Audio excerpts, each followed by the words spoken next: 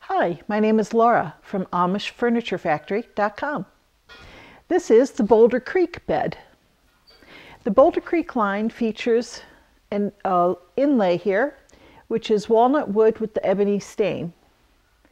The bed as a whole is shown in rustic hickory with the golden harvest stain. The headboard is 59 inches high.